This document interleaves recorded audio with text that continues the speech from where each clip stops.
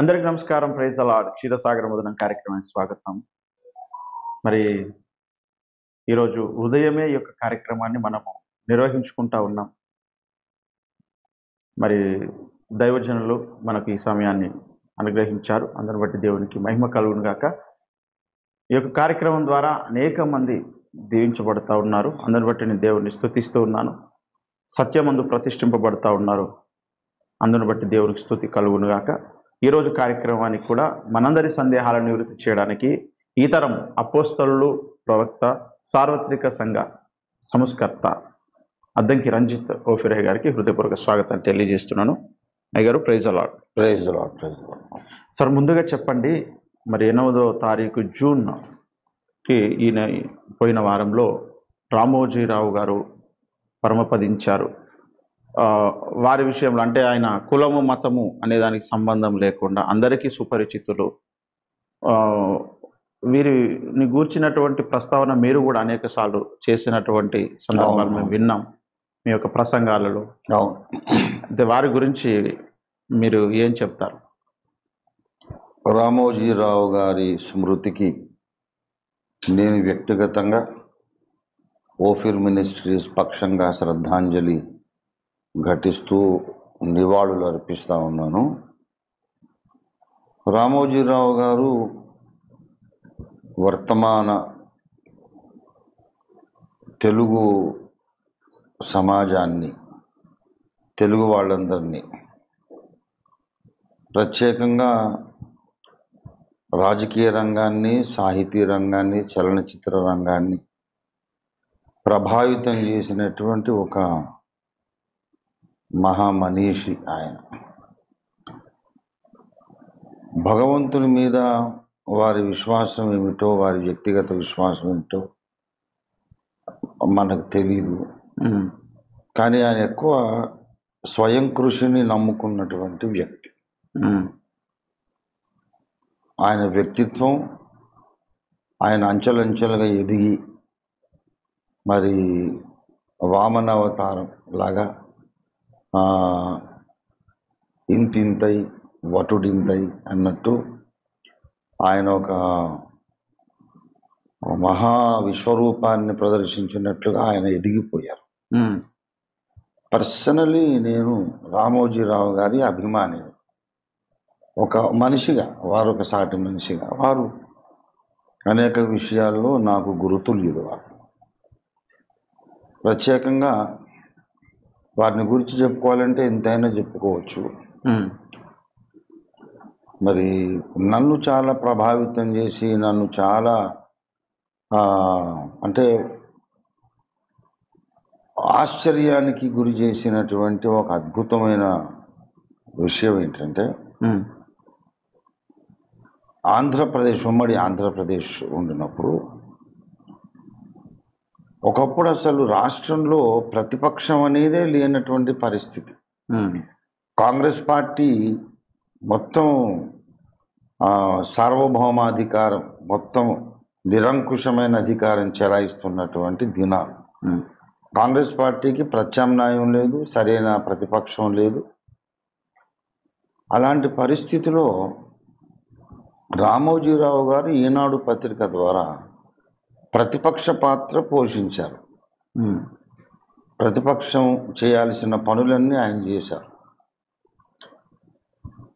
మరి అసలు ఈ తెలుగు నేల మీద రాజకీయాలు మొత్తం ఒక మలుపు తిరిగినటువంటి మహాశక్తి రామోజీరావు గారు. ఆ రోజుల్లో అందరూ కాంగ్రెస్కి ఒక ప్రత్యామ్నాయం ఉండాలి అని వెతుకుతూ ఉన్నారు రాజకీయంలో. ఎందుకంటే అప్పుడు చీఫ్ మినిస్టర్ అంజయ్య గారు ఉండినప్పుడు, అప్పట్లో రాజీవ్ గాంధీ గారు ఎయిర్పోర్ట్లో, బేగంపేట ఎయిర్పోర్ట్లో వారిని కొంచెం అవమానకరంగా, కొంచెం కసురుకున్నట్టుగా మాట్లాడారు. ఒక రాష్ట్ర ముఖ్యమంత్రిని, ఆయన ఒక ప్రధానమంత్రి కుమారుడు అంతే, ఆయనకి ఏ పదవి లేదు. ఆయన ఒక ముఖ్యమంత్రిని కసురుకోవడం ఏంటని మొత్తం తెలుగు జాతి గాయపడింది. తర్వాత అప్పట్లో సంజయ్ గాంధీ దురాగతాలు, అవన్నీ కూడా ఇందిరాగాంధీ ప్రతిష్టకు, కాంగ్రెస్ ప్రతిష్టకు ఒక మచ్చగా మిగిలిపోయినాయి. ఇంకా ఆమె ఎన్నికను రాజనారాయణ గారు ఛాలెంజ్ చేసి ఆమె ఎన్నిక చెల్లదు అని హైకోర్టులో తీర్పు తెచ్చినప్పుడు ఆమె ఎమర్జెన్సీ విధించరు. ఆ ఎమర్జెన్సీని అడ్డు పెట్టుకొని సంజయ్ గాంధీ గారు ఎన్నెన్నో ప్రజా వ్యతిరేక కార్యక్రమాలు చేయడం, ఇవన్నీ కాంగ్రెస్ మీద ఒక విముఖత అప్పట్లో పుట్టించినాయి. అంటే అప్పటి దేశకాల పరిస్థితులు చెప్తున్నాయి, ఇప్పుడు కాదు. ఇప్పుడు మళ్ళీ మనకు కాంగ్రెస్ ఒకటే ప్రత్యామ్నాయంగా కనబడతా ఉంది. ఇప్పుడైతే అప్పుడు పరిస్థితులు వేరు, అప్పుడు పరిస్థితులు వేరు. ఇప్పుడైతే కాంగ్రెసే దిక్కు, కాంగ్రెస్ రావాలి, లేకపోతే దేశ ప్రజలకు ప్రజాస్వామ్యానికే ఒక సంరక్షణ లేకుండా పోతుందనే భయం వచ్చేసింది ఇప్పుడు పరిస్థితి. అప్పటి పరిస్థితి నేను చెప్పేది 40, 45, 50 ఏళ్ళ కింద సంగతి చెప్తున్నాను. ఆ పరిస్థితిలో ఎవరైనా ఒక ఆల్టర్నేటివ్ ఉండాలా, ఎప్పుడు వీళ్ళైనా మంచైనా చెడ్డైనా వాళ్ళు తప్ప, ఇక ముంచినా తేల్చినా పాల ముంచినా నీటి ముంచినా కాంగ్రెస్ ఏ దిక్కు అన్నట్టు ఎందుకు ఉండాలి, ఒక ప్రత్యామ్నాయం ఉండాలి అని చూస్తున్న సమయంలో మరి ఎవరు అంత ప్రజలను ప్రభావితం చేసి ప్రజలందరూ కాంగ్రెస్కే ఓటు బ్యాంక్ అయిపోయినప్పుడు కొత్త పార్టీ పెట్టి నెగ్గగలిగినటువంటి అంత దమ్ము, ధైర్యము, ప్రజాకర్షణ ఉన్నటువంటి వ్యక్తి ఎవరు? ఎన్టీ రామారావు గారు ఒకరు.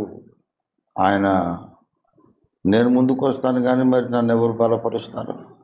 ఆ సమయంలో కాంగ్రెస్లోనే ఉండినటువంటి నాదెండ్ల భాస్కర్ రావు గారు ఒక బ్యూరోక్రాట్గా పర్వతనేని ఉపేంద్ర గారు, నాదెండ్ల భాస్కర్ రావు గారు, రామోజీరావు గారు, వీరు ఎన్టీ రామారావు గారిని కన్విన్స్ చేసి పార్టీ పెట్టాలి, తెలుగు జాతి కొరకు ఇది మనకు అవసరం అని, దాన్ని పార్టీని ఎలాగ నిర్మాణం చేయాలి, దాన్ని ఎలాగ ప్రజల్లోకి తీసుకెళ్ళాలి అనే విషయంలో వాళ్ళు ఒక టీమ్గా ఏర్పడి ఒక వ్యూహం అనేది ఏర్పరిచారు. ఆ రోజుల్లో రామోజీరావు గారు లేకపోతే అసలు తెలుగుదేశం పార్టీయే లేదు. ఎందుకంటే మొత్తం మీడియా మొత్తము ప్రో కాంగ్రెస్, మొత్తం మీడియా, ఇంకా ప్రైవేట్ ఛానళ్ళు ఎక్కువ లేవు కదా, దూరదర్శన్ ఒకటే, అది ఎట్లా గవర్నమెంట్ బాకా, ఇంకా మిగతా ఇప్పుడు డక్కన్ క్రానికల్ కానీ మిగతా అవన్నీ కూడా ఇండియన్ ఎక్స్ప్రెస్ కానీ హిందూ కానీ ఆల్ మీడియా మొత్తం అంతా కూడా కాంగ్రెస్కే బాకా. ప్రజల్లోకి పార్టీ ఎలా వెళుతుంది? ఈయన ఒక్కరే తన భుజం మీద ఆ భారం ఎత్తుకున్నారు రామోజీరావు గారు. ఎత్తుకొని ఇంకా ఏటికి ఎదురీదినట్టు పార్టీని ప్రజల్లోకి తీసుకెళ్ళారు.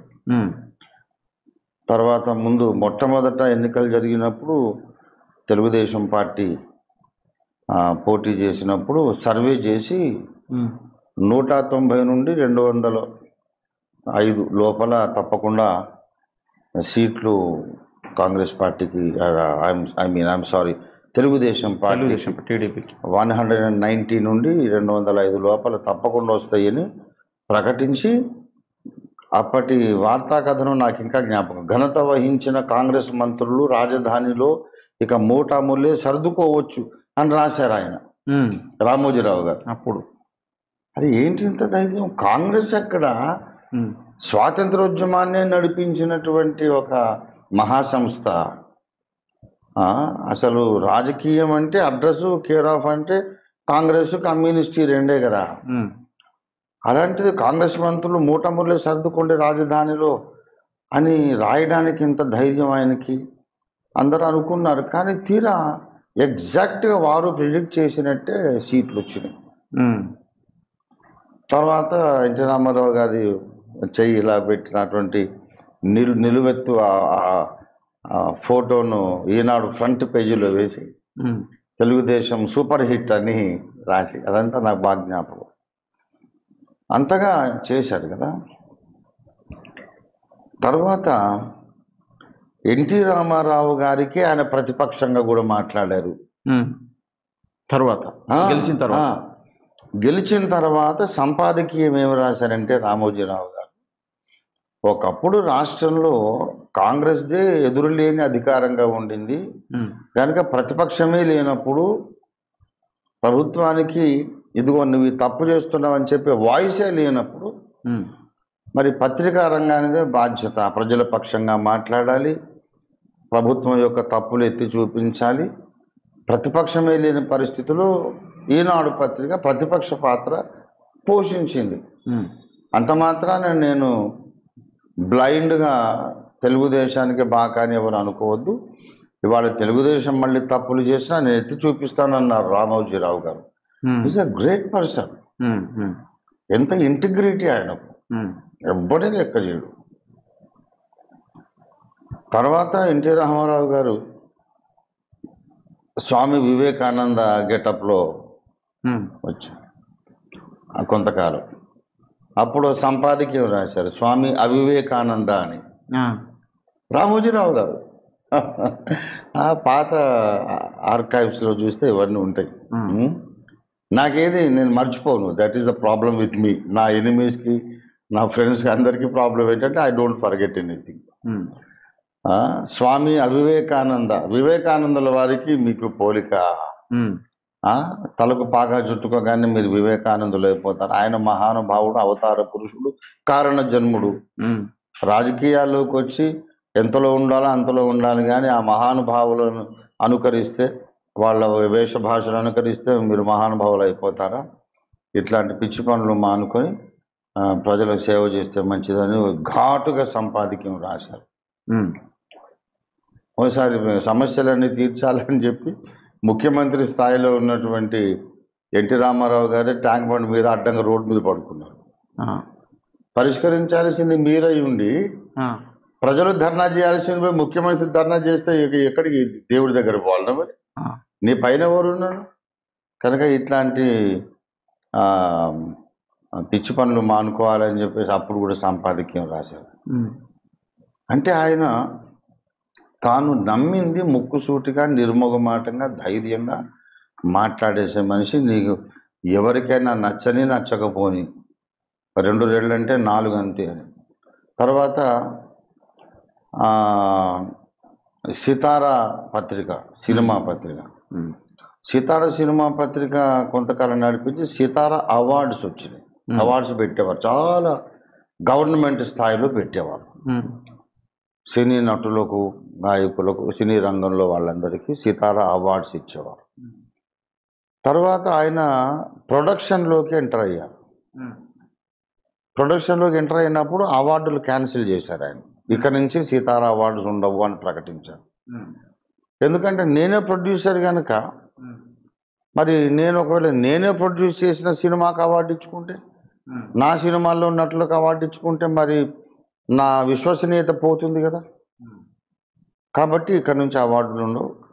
అంటే అంత నిక్కచ్చి మనిషి రామోజీరావు గారు. అంటే కులం మతం అనేది పక్కన పెట్టేసేయండి, ఆయన వ్యక్తిత్వం అనేది మహోన్నతమైన వ్యక్తిత్వము. నన్ను చాలా ప్రభావితం చేసినటువంటి ఒక వ్యక్తి ఆయన. మరి నేను రచనల్లో నేను వాడుతున్న భాష మీద కూడా ఈనాడు పత్రిక ప్రభావం ఉంది. ఓకే. అప్పట్లో అది ఈనాడు వచ్చినప్పుడు నాకు 20 ఏళ్ళేమో వయసు, 19-20 ఏళ్ళప్పుడు ఈనాడు పత్రిక వచ్చింది. అప్పట్లో రేపు అని కూడా ఒక పత్రిక ఉండేది. అప్పట్లో నవ్వుకున్నాం, ఈనాడు, రేపు, ఎల్లుండి ఏమిటండి పత్రికలు అని నవ్వుకున్నారు అందరూ, గేలి చేశారు. కానీ తర్వాత నాడు అనే తెలుగు మాటకు ప్రాంతము, తమిళనాడు, అలాగే తెలుగునాడు, ఈనాడు అంటే ఈ నేల అనే భావంతో ఆయన పెట్టారు. ఈరోజు ఈనాడు, ఈ నేల మీద ఈరోజు కబుర్లు అని అంత ఆలోచనతో పెట్టారని తర్వాత అర్థమైంది. అమ్మో, ఈయనెవరో మనం గేలి చేయాల్సిన వ్యక్తి కాదు, ఈయన స్టడీ చేయాలి అని ఆయన మీద దృష్టి పెట్టినప్పుడు ఎన్నో మహోన్నతమైన పాఠాలు ఆయన సమాజానికి నేర్పించారు. ఆయనకు ఏకలవ్య శిష్యులు అనదగిన వాళ్ళు ఉంటే చాలామంది ఉంటారు, అందులో నేను ఒకండి. ఆయన అంటే నిండు వృద్ధాప్యంలో కొంతకాలంగా అనారోగ్యంతో బాధపడి కాలధర్మం చెందారు. మరి ఏ మనిషికైనా తప్పదు అది. కానీ పర్వాలేదులే, పోతే పోయారు అనుకోదగిన మనిషి ఆయన కాదు. అలాంటి మనిషి ఉండాలి, మనకు అవసరం. రామోజీరావు గారి మరణం అనేది ఎప్పటికీ నేను యాక్సెప్ట్ చేయలేని ఒక చేదు నిజం. I cannot accept. No no no no, we need him అనిపిస్తుంది. కానీ మరి ఆయన స్థానాన్ని ఇంకెవరైనా ఎవ్వరు లేరు, ఎవ్వరు లేరు, ఎవ్వరు లేరు. ఆయన స్థానాన్ని ఆక్రమించడం కాదు అసలు, ఆయన నిలబెట్టినటువంటి ఆ లీగసీ, వారసత్వ పరంపర అనేది, అది నిలబెట్టడానికి కూడా నా దృష్టిలో ఎవరు కనిపించటం లేదు. అలాంటి మహోన్నతమైన శిఖరం ఆయన, ఒక మేరు పర్వతం లాంటివాడు. Very sad about his demise. అందులో చంద్రబాబు నాయుడు గారు వారు వెళ్ళి ఆయన పాడె మోయటం కూడా చాలా ప్రశంసనీయం. నేను చాలా సంతోషించాను. అవకాశం ఉంటే అసలు నేను కూడా ఆయన పాడె మోయాలి అన్నంత గౌరవం నా హృదయంలో ఉంది. కాబట్టి చంద్రబాబు గారు ఆ పని చేశారు. ఆ విషయంలో చంద్రబాబు గారిని నేను ప్రశంసిస్తున్నాను. వారికి ఉన్న అనుబంధం కూడా అలాంటిది. Anyway, thank you for giving me opportunity to pay tributes to that great person mister Ramoji Rao. Sir, అమరావతిని గురించి కూడా రామోజీరావు గారే ఆ స్థలాన్ని ఎంచుకోమని చెప్పారు అని చెప్పారు చంద్రబాబు గారు.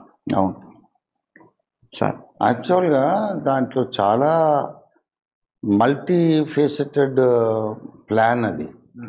అమరావతి అనే పేరు అదొక బుద్ధిస్ట్ పుణ్యక్షేత్రం. అది కనుక ఫారెస్ట్ కంట్రీస్ నుండి ఆ బుద్ధిస్ట్ పుణ్యక్షేత్రాన్ని కూడా మనం డెవలప్ చేస్తే, ఇటు ఆంధ్రప్రదేశ్ రాజధాని నగరము ఒక బౌద్ధ పుణ్యక్షేత్రం, ఇప్పుడు టూరిజం కూడా ఉంటుంది అని ఎన్నో కోణాలు ఆలోచించి ఆ స్థలం ఎన్నిక చేశారు. కానీ పూర్తి ఇంప్లిమెంటేషన్ కాకముందే మళ్ళీ అధికారం వేరే పార్టీ చేతుల్లోకి వచ్చి అదంతా గందరగోళమై ల్యాండ్స్ అమ్ముకున్నటువంటి రైతులు ఇబ్బంది పడి కొంత ఇబ్బంది కలిగింది. మళ్ళీ ఇప్పుడు చంద్రబాబు గారే వచ్చారు. ఒకవేళ దానికి మళ్ళీ జస్టిస్ చేస్తారేమోనని నేను ఆశిస్తున్నాను. ఓకే ఓకే సార్, ఈ పోయిన వారానికి ఒక న్యూస్ వచ్చింది సార్. ఏంటంటే మణిపూర్ పరిస్థితులపై తక్షణమే చర్యలు తీసుకోవాలి అంటూ ఆర్ఎస్ఎస్ చీఫ్ భగవత్ మోహన్ గారు చెప్పినటువంటి ఒక న్యూస్ వచ్చింది. మోహన్ భగవత్ గారు ఆర్ఎస్ఎస్ చీఫ్ మోహన్ భగవత్ గారు చెప్పినటువంటి ఒక న్యూస్. అంతేకాకుండా మరి ఆర్ఎస్ఎస్ మాకొద్దు, మేమే తోపులం, సంగుతో జంగ్ అంటూ కూడా ఒక కథనము లైవ్ టెలికాస్ట్ చేసినటువంటి పరిస్థితి. అయితే దీనిపై మీరేమంటారు సార్? అంటే కుదిరితే ఈ యొక్క న్యూస్ని thumbnailని ఒకసారి డిస్ప్లే చేయండి. ఇది బిగ్ టీవీ లైవ్లో దీన్ని వాళ్ళు ఇచ్చారు. ఒక మాట, ఆర్ఎస్ఎస్ కు ఎప్పుడు రెండు ముఖాలు రెండు నాలుకలు ఉంటాయి. వాళ్ళు చెప్పేది ఏది నమ్మదగిన విషయం కాదు. ఇప్పుడు మోహన్ భగవత్ గారు ఏమంటున్నారంటే, ఆర్ఎస్ఎస్ ఆదేశాలనే మోడీ గారు అసలు ఖాతరు చేయడం లేదు, లక్ష్య పెట్టడం లేదు, సాధించిన ఘన విజయాలన్నీ నేనే సాధించానని వ్యక్తిగతంగా తన్ను తాను హెచ్చించుకుంటున్నారు. మరి ఆర్ఎస్ఎస్ ఏం మాకు అక్కర్లేదు, మేమే తోపులం అనే వైఖరి యాటిట్యూడ్ కనపరుస్తున్నారు మోడీ గారు. ఈ పరిస్థితి బాగోలేదు, దిద్దుకోవాలి అని ఆర్ఎస్ఎస్ చీఫ్గా మోహన్ భగవత్ గారు అన్నారు. అయితే ఆర్ఎస్ఎస్కు బీజేపీకి గొడవ వచ్చింది, లేక అభిప్రాయ భేదాలు, గొడవ కాకపోయినా స్పర్ధలు లేక అభిప్రాయ భేదాలు, డిఫరెన్సెస్ ఆఫ్ ఒపీనియన్ అనే పిక్చర్ క్రియేట్ చేస్తున్నారు. Which is not the real picture. Okay. అది ఎప్పటికీ సాధ్యం కాదు. బీజేపీకి ఆర్ఎస్ఎస్కు భావ సామ్యం పోయి భావ వైరుధ్యం వచ్చింది, ఐడియాలజికల్ డిఫరెన్సెస్ వచ్చినాయి అని చెప్పేది ఎట్లా ఉంటుందంటే, రంజిత్ గారికి ఓఫీర్ గారికి అభిప్రాయ భేదాలు వచ్చినాయి అన్నట్టు వస్తాయి. అట్లా ఒక్క మనిషి వాడే వీడు వీడేవాడు. రంజిత్ ఓఫీర్ అంటే రెండు పేర్లు ఉన్నా కూడా మెదడు ఒకటే ఉంది కదా. రంజిత్కున్న బ్రెయినే ఓఫీర్కున్న బ్రెయిన్ కనుక భావజాలం ఒకటే. రంజిత్కు ఓఫీర్కు ఎలాగా అభిప్రాయ భేదాలు వస్తాయి, అలాగే ఆర్ఎస్ఎస్కు బీజేపీకి కూడా ఉండేది ఒక్కటే బ్రెయిన్, అది సంఘ్ పరివార్. లేనే లేదు అసలు. అదే సమాజానికి సమూహానికి అదే సంస్థకు ఉన్నటువంటి పొలిటికల్ ఫేస్ బీజేపీ. రాష్ట్రీయ స్వయం సేవక్ సంఘ్ అనేది సాంస్కృతిక సంస్థ. మన హిందూ ధర్మాన్ని మనం పరిరక్షించుకోవడానికి మనం పనిచేయాలి అనే ఒక లక్ష్యంతో ఉన్నటువంటి సంస్థ ఆర్ఎస్ఎస్. ఆ ఆర్ఎస్ఎస్కే ఉన్నటువంటి రాజకీయ ముఖము బీజేపీ. వాళ్ళే వీళ్ళు, వీళ్ళే వాళ్ళు. ఇప్పుడు మన అమిత్ షా గారు కానీ, గౌరవ ప్రధానమంత్రి నరేంద్ర మోడీ గారు కానీ ఆర్ఎస్ఎస్ వర్కర్లే కదా. వీళ్ళు ఆర్ఎస్ఎస్ వర్కర్సే. ఆర్ఎస్ఎస్ వర్కర్స్గా ఉండి ఉండి ఉండి ఆ స్థానానికి ఎదిగారు. ముందు గుజరాత్ ముఖ్యమంత్రిగా పలుమార్లు చేసి అక్కడి నుంచి భారతదేశానికి ఉన్నటువంటి ఆశాజ్యోతి మోడీ అని ప్రచారం జరిగి ఆయన అధికారం చేపట్టారు. ఇది మూడోసారి. కాబట్టి అదంతా ఒకటే సెటప్. అది రంజిత్ ఓఫీర్ అన్నట్టు, రంజితే ఓఫీర్, ఓఫీరే రంజిత్ అన్నట్టు. మరి యాక్చువల్లీ ఇలా చేయడాన్ని ఇలా చూస్తాం ఎందుకు అంటే, అది మంచి ప్రశ్న, అడగాల్సిన ప్రశ్న. ఏంటంటే, మణిపూర్ సంఘటనల మీద దృష్టి పెట్టాలి, ఇంకెప్పుడు దానిని పరిష్కరిస్తారు, సంవత్సరం నుండి హింసాకాండ చెలరేగుతాం అని మోహన్ భగవత్ ఆ ఇంటర్వ్యూలో మాట్లాడారు. అలా ఎందుకు అంటే, మణిపూర్ ఈశాన్య రాష్ట్రాలు 3 రాష్ట్రాలలో మొన్న లోక్సభ ఎన్నికలలో అసలు వీళ్ళు పోటీయే చేయలేని పరిస్థితి వచ్చింది బీజేపీ. ఓట్లు అడిగి బీజేపీ నాయకులు వెళ్తే జనాలు రాళ్ళు కొట్టారు, చెప్పులు విసిరారు, కొట్టి తరిమేశారు నాయకులను. ఒక్క ఓటు పడే పరిస్థితి అక్కడ లేదు, డిపాజిట్ దక్కే పరిస్థితి లేదు. అంత పెద్ద జాతీయ రాజకీయ పార్టీ, దేశాన్ని ఏలిన పార్టీకి అక్కడ డిపాజిట్ కూడా వచ్చే పరిస్థితి లేదు. అంత అవమానం ఎందుకు అని చెప్పి అసలు పోటీ నుండి విరమించుకున్నారు 3 రాష్ట్రాల్లో, ఈశాన్య రాష్ట్రాల్లో. మణిపూర్లో ఆ దుండగాలు చేసిందంతా ఆర్ఎస్ఎస్ కార్యకర్తలే. ఆర్ఎస్ఎస్ వాళ్ళని ప్రోత్సహించి పంపించారు. అధికారం చెలాయిస్తున్న పెద్దలే వాళ్ళని పంపించారని మొత్తం లోకం, మీడియా మొత్తం కోడై కూసింది. ఇప్పటికి మనం మణిపూర్కి వెళ్తే ఇదే కథనని చెప్తారు. ఆఖరికి సుప్రీంకోర్టు కూడా ప్రశ్నించింది, ఏం చేస్తున్నారు మీరని. అయినా నోరు మెదపలేదు, చలనం లేదు. వాళ్ళే ఎందుకంటే వాళ్ళకి తెలుసు దానికి బాధ్యులు ఎవరో వీళ్ళకి తెలుసు. గనక మేము అక్కడ పోటీ కూడా చేయలేనంత ప్రజా వ్యతిరేకత మాకు వచ్చింది అనే దాన్ని ఇప్పుడు వీళ్ళు కవర్ చేసుకోవడానికి, ఆ పరిస్థితిని కొంతైనా రిపేర్ చేయడానికి మణిపూర్ మీద సానుభూతి ఉన్నట్టు మోహన్ భగవత్ గారు మాట్లాడుతున్నారు. ఇప్పుడు ఎందుకు మాట్లాడుతున్నాడు ఆయన? నేను ఒక మాట అడుగుతున్నా. 2 సంవత్సరాల కిందట ఎందుకు మాట్లాడలేదు? సంవత్సరం కిందట ఎందుకు మాట్లాడలేదు? ఈ హింసాకాండ, ఆడపిల్లల రేపులు, చర్చిలు తగలబెట్టడాలు, హింసాకాండ జరిగిన అప్పుడు మొదట్లో ఎందుకు మాట్లాడలేదు? ఇప్పుడు ఎందుకు మాట్లాడుతున్నారు? ఎన్నికలు అయినాక అక్కడ మేము పోటీ కూడా చేయలేకపోయాము అని అవమానకర పరిస్థితిని వీళ్ళు కవర్ చేసుకోవడానికి ఇప్పుడు వాయిస్ రేజ్ చేశారు. ఆయన ఎన్టీఆర్ రామారావు గారు వచ్చి ధర్నా చేసినట్టు. కాబట్టి ఈశాన్య రాష్ట్రాలు మణిపూర్, మేఘాలయ, నాగాల్యాండ్ ఆ ప్రాంతాల్లో మొత్తం ఈ బీజేపీ తలెత్తుకోలేని పరిస్థితి. ముఖం ప్రజలకు చూపలేని పరిస్థితి వచ్చింది. కనుక ఆ పరిస్థితిని కొంతైనా కవర్ చేయడానికి ఈ పరిస్థితి మాకు నచ్చలేదు, ప్రభుత్వం నిర్వాహకం బాగోలేదు అని ప్రజల పక్షంగా మాట్లాడినట్టుగా ఇది ఒక డ్రామా. అది డ్రామా. ఓకే. వీళ్ళు ఎట్లా అంటే ఆర్ఎస్ఎస్కు ఎప్పుడు రెండు నాలుకలు ఉంటాయి. బీజేపీ చేసేది వాళ్ళే, ఖండించేది వాళ్ళే. ఇప్పుడు ప్రధానమంత్రి గారు ఏమో పోయి మహాత్మా గాంధీ ఘాట్ దగ్గర అక్కడ ఆయన దండం పెట్టుకొని అక్కడ ప్రార్థనలు చేసి ఆయనను ఒక దేవునిలాగా పూజ చేసి ఘనపరిచి అక్కడ దండ చేసి మహాత్మా గాంధీ ఆయన మహానుభావుడు అదే ఉపన్యాసాలు ఇస్తాడు మోడీ గారు. వాళ్ళ పార్టీ అనుచరులేమో గాంధీ ఒక దేశద్రోహి, గాంధీని చంపి గాడ్సే చాలా మంచి పని చేశారని వాళ్ళు ప్రచారం చేస్తారు. అది బీజేపీని, ఇది బీజేపీని. అవును. ఇలా చేసిన వాళ్ళు ఏమన్నా మరి మోడీ గారు ఖండిస్తారా అంటే ఖండించరు. కనుక రెండు నాలుకలు ఉంటాయి వాళ్ళకి, ఎప్పుడు రెండు ఫేసెస్ ఉంటాయి. అట్లాగే ఈ మణిపూర్ విషయంలో కూడా వీళ్ళు చెప్పేది ఏది కూడా నమ్మదగినది కాదు. ఇదంతా నాటకం ఆడుతున్నారు అంతే, ప్రజలను ఇంకా చెవిలో పువ్వు పెట్టడం. Okay sir. Okay sir. అయితే ఇప్పుడు ప్రజలు ఎలా ఆలోచించాలి సార్ ఈ విషయాన్ని? నేను ఇప్పుడు చెప్పినట్టే ఆలోచిస్తారు, వాళ్ళకి తెలియదా? ఇప్పుడు ప్రజలు కూడా గమనిస్తూనే ఉన్నారు. Mohan Bhagwat RSS chief, RSS ఒక ప్రోడక్టు, ఆర్ఎస్ఎస్ ఆడించే తోలుబొమ్మ మన ప్రధానమంత్రి గారు. సంఘ్ పరివార్ ఆదేశాల ప్రకారమే చేస్తారు తప్ప స్వతంత్రుడు కాదు. తెలీదా ప్రజలకు?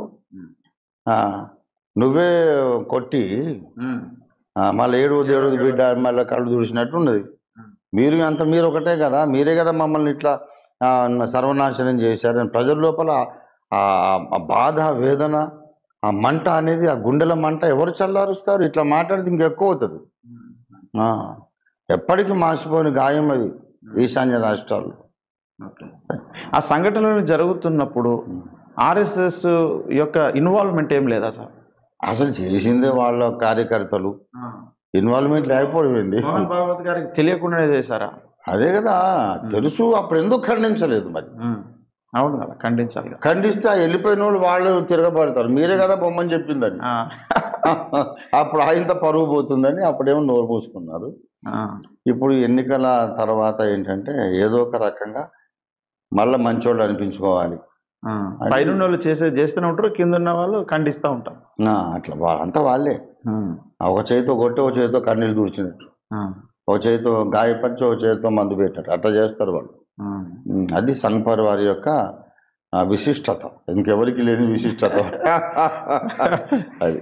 Okay sir. అయితే ఈ మధ్య సోషల్ మీడియాలో ఒక వీడియో అయితే కొంతమంది పేర్లు కానీ వాళ్ళ విషయాలు కానీ తీయడం నాకైతే ఇష్టం లేదు సార్. కాకపోతే కొన్ని సందర్భాలు మీ దృష్టికి తీసుకురావాలని, అంటే సువార్తను అడ్డుకునే మాటలు కొందరు మాట్లాడుతున్నప్పుడు మీ దృష్టికి తీసుకురావాల్సి వస్తుంది. హిందువులను క్రైస్తవులుగా కాకుండా చూడడానికే మేము పూనుకున్నాం, అది మా విధి అంటూ కొందరు మాట్లాడుతూ వస్తూ ఉన్నారు. ఈ మధ్య లేటెస్ట్గా లలిత్ కుమార్ పెట్టాడు, లలిత్ కుమార్ కూడా ఈ మాట అంటున్నాడు. అయితే క్రైస్తవులుగా కాకుండా చేయడం అనేది సాధ్యమా సార్?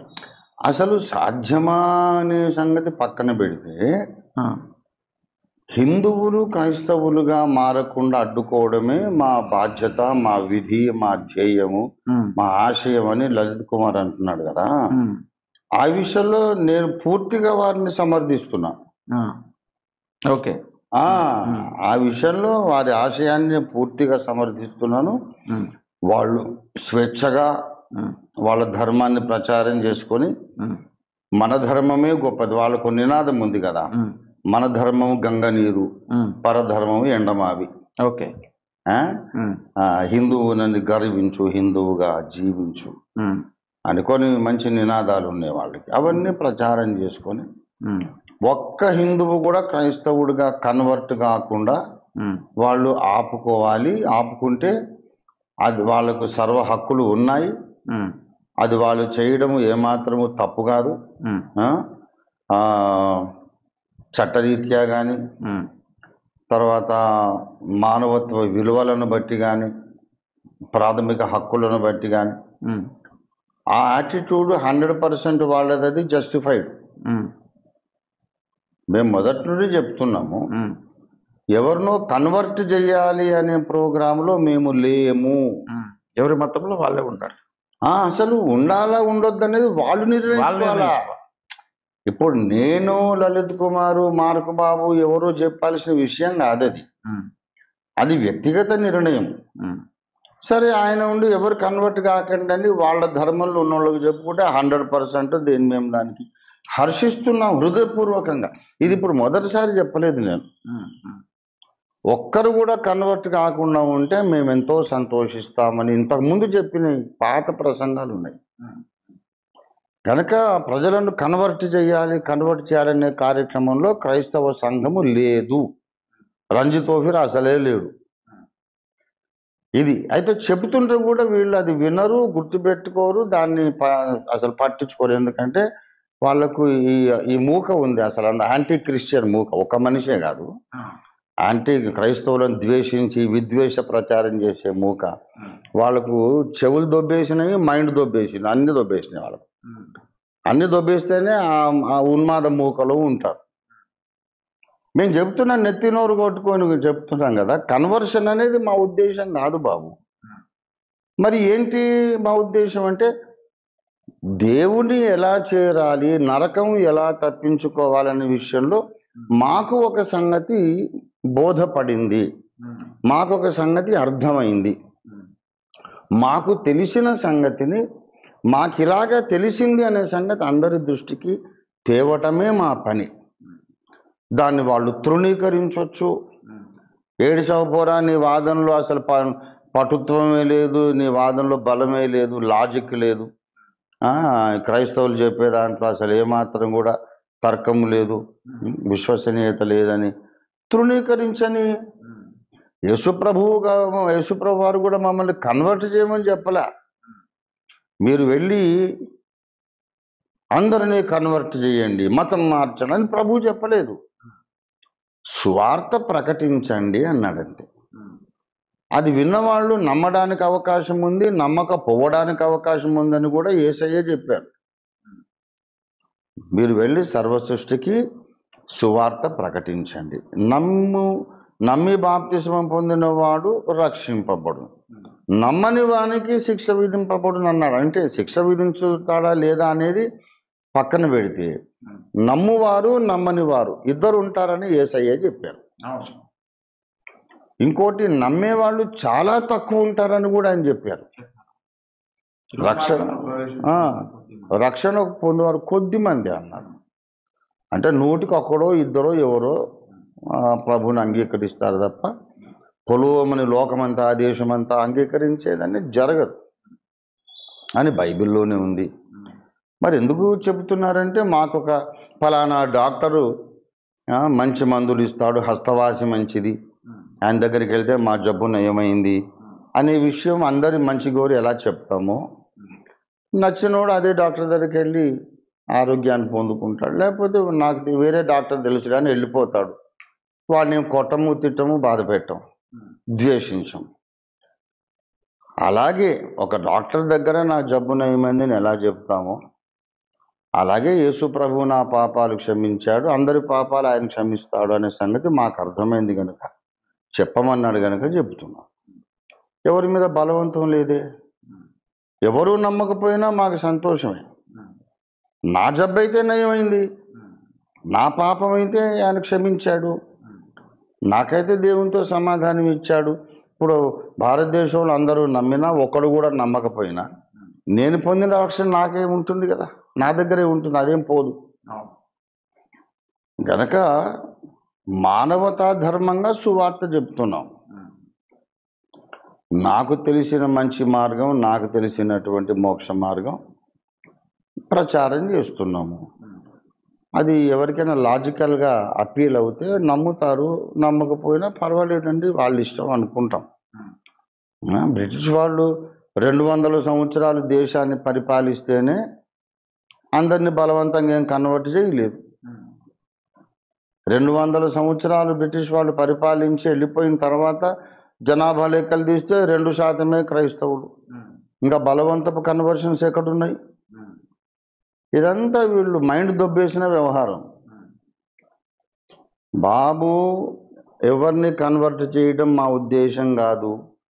ఎవరు కన్వర్ట్ కావద్దని మీరు చేసుకునే ప్రచారాన్ని కూడా మేము సమర్థిస్తున్నాము. మేము సువార్త చెప్తామంతే. ఎవరు నమ్మితే వాళ్ళు నమ్ముతారు, ఎవరు నమ్మకపోయినా మా రక్షణానందం మాకు ఉంటుంది.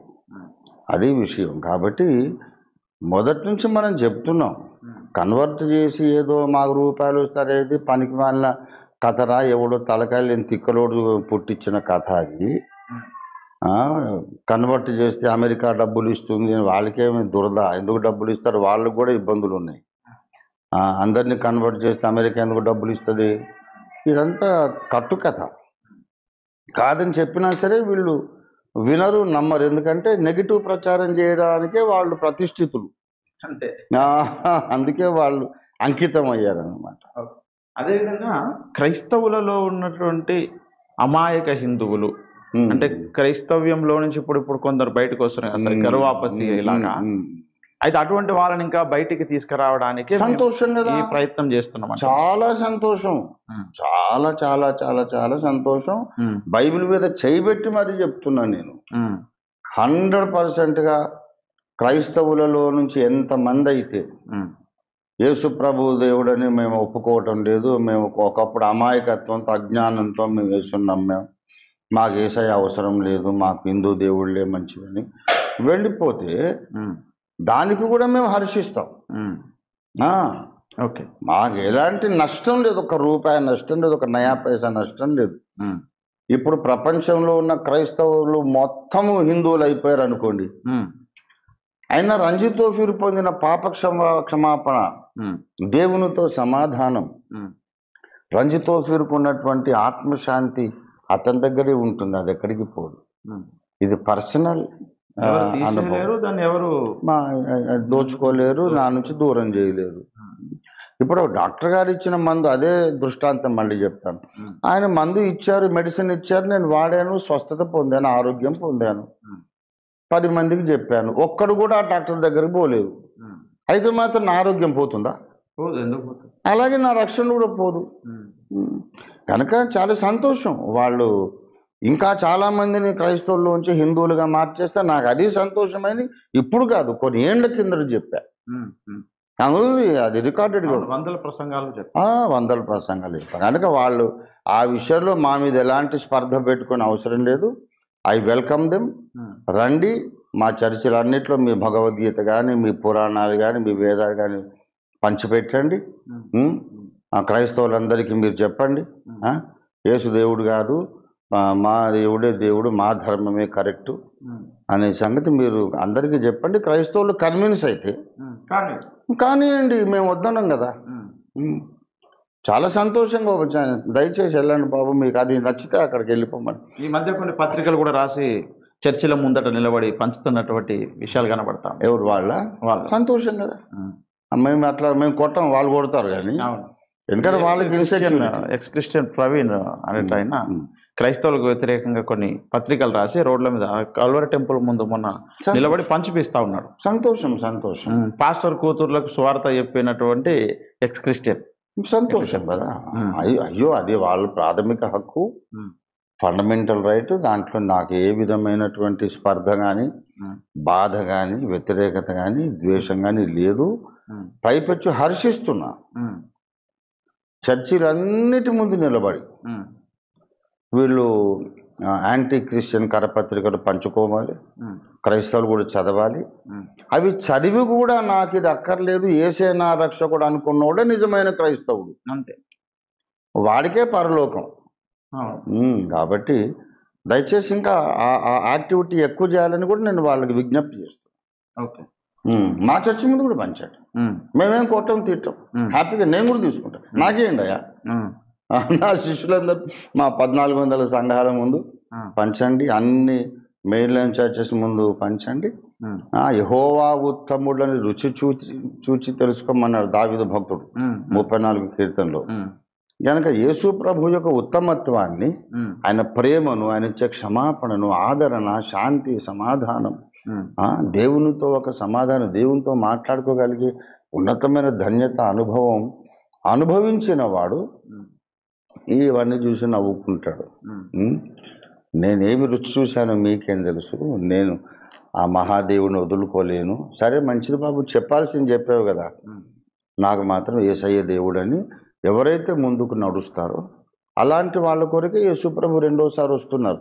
ఇప్పుడు అనేక మంది యేసును వదిలేసి వెళ్ళిపోతారు అంచకాలంలో అని కూడా బైబిల్లో యేసుప్రభువే చెప్పాడు, పౌలు భక్తుడు కూడా చెప్పాడు. 1 తిమోతి 4:1 కడవరి దినముల్లో కొందరు విశ్వాస భ్రష్టులగుదురని ఆత్మ తేటగా చెప్పుచున్నాడు. అంటే చాలామంది యేసుప్రభుని వెంబడించి తర్వాత ఈయన దేవుడు కాదని వెళ్ళిపోయే వాళ్ళు చాలామంది ఉంటారనే సంగతి బైబిల్లోనే ఉంది. కనుక వీళ్ళు అట్లానే ప్రచారం చేసుకోవచ్చు. చాలామంది క్రైస్తవ సహోదర సహోదరీలు యేసును వదిలిపెట్టి భ్రష్టులు అయిపోవచ్చు కూడా, దానికి మాకేం బాధ లేదు. ఓకే, అది వాళ్ళ వ్యక్తిగత విషయం. అంటే ఎవరిదైనా వ్యక్తిగతం. నా సొంత కొడుకే దేవుణ్ణి నమ్మకపోతే నేను వాడిని ఇంకా ప్రేమిస్తున్నాను చెప్తున్నా కదా. మరి నా కోడలు ముస్లిము, నేను నా కూతురులాగా చూసుకుంటాను. మరి ద్వేషం ఏం లేదు, వ్యక్తిగతం అండి అది. కాబట్టి మా మేనత్తో ఒక ముస్లిం అతన్ని పెళ్లి చేసుకుంది. అయితే ద్వేషించలేదే. కనుక కులాల మతాల మీద కొట్టుకు చచ్చే రకం మేము కాదు, అది వ్యక్తిగత విషయం. కనుక వాళ్ళు తప్పకుండా క్రైస్తవులందరినీ కూడా ఎక్స్ క్రిస్టియన్స్గా మార్చాలి అనే వాళ్ళ యొక్క ప్రయత్నానికి మేము ఏ విధమైన ఆటంకాన్ని మేము కలిగించము, దాని వ్యతిరేక ప్రచారం కూడా చెయ్యము. వాళ్ళు ఇట్లా ప్రచారం చేస్తున్నారు జాగ్రత్త మీరు నమ్మకండి అని కూడా మేము సంఘాల్లో చెప్పం, అది కూడా చెప్పం. వాళ్ళు ఇచ్చే కరపత్రాలు తీసుకోండి, చదవండి, తర్వాత మీరు ఆలోచించుకోండి. మీరు అనుభవించి రుచి చూచిన రక్షణానందం, యేసునందు మీకు వచ్చిన రక్షణానందం ఇది మీకు కావాలా, లేకపోతే వాళ్ళు ఇచ్చిన ఆ కరపత్రంలో ఉన్నటువంటి ఆ ధర్మమే మీకు కావాలా, నిర్ణయించుకోండి, మీ ఇష్టమే అని చెప్పి అందరికీ స్వేచ్ఛ ఇస్తాం. దేవుడు యేసుప్రభు అయినా ఆయన దాసులమైన మనమైనా అందరికీ స్వేచ్ఛ ఇస్తాం. ఓకే, దేవుడు అనేక విషయాలలో పరీక్షించినట్లుగా వీళ్ళు చేస్తున్నటువంటి ప్రచారాన్ని కూడా దేవుడు రాటు తేలడానికి లేదా నిజమైన క్రైస్తవులు ఎవరో తేల్చడానికి ఇంకా వీళ్ళని కూడా ఒక సాధనంగా వాడుతున్నారు మరి కదా. ఇప్పుడు క్రైస్తవ సమాజంలో నిజంగా యేసుప్రభుని రుచి చూడకుండా నామకార్థంగా ఉన్నోళ్ళు, పేరుకు మాత్రమే క్రైస్తవులు కానీ రక్షణ పొందలేదు, నూతన జన్మ లేదు, ద్విజత్వం అనేది లేదు. వాళ్ళు ఇంకా యేసు రక్త ప్రోక్షణలో జన్మకర్మ పాపాలు కడుక్కోలేదు.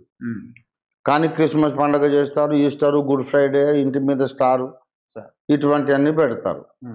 రక్షణే పొందకుండా, దేవునితో సమాధానం లేకుండా, కనీసం ప్రార్థన జీవితం లేకుండా చాలామంది, కోట్ల మంది పేరుకు మాత్రం అట్లా క్రైస్తవులుగా చలామణి అవుతున్నారు. మతములో ఉన్నారు తప్ప క్రీస్తులో లేరు.